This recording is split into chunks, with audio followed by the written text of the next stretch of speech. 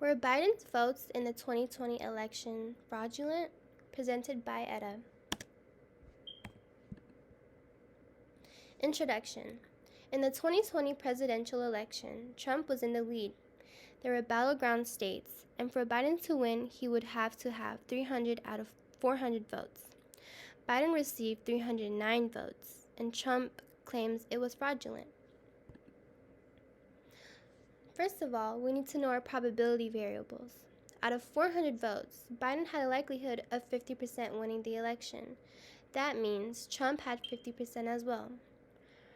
Our probability of success is P equals 0.5. Our probability of failure is Q equals 0.5. Our number of trials is N equals 400. So what is our mean and our standard deviation? Our mean is our total votes. N equals 400, multiplied by the probability of Biden winning, P equals 0.5, which makes our mean 200. To get the standard deviation, you square root our NPQ values.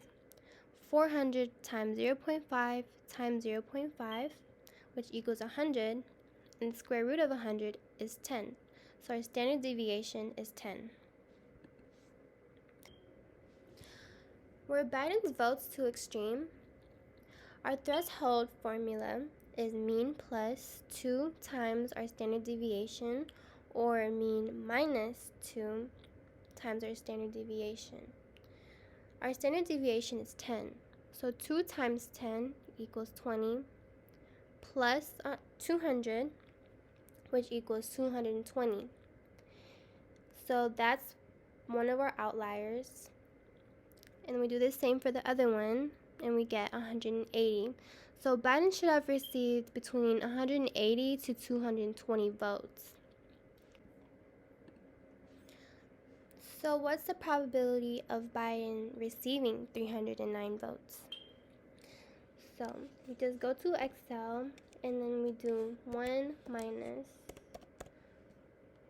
binomial distribution, and then you're going to put the number that he got, of votes he got, but instead of doing 309, you put 308 instead. And then number of trials, which is 400 votes, and then number of outcomes, the percentage, the probability. And then you just put true.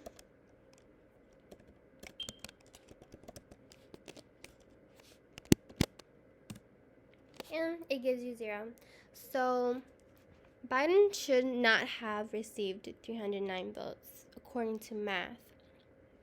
In conclusion, Biden's votes were significantly higher than his probability of winning the election. His votes should have stayed between 180 and 220. On the other hand, this does not prove that they were fraudulent just because votes did not turn out in favor of Mr. Trump.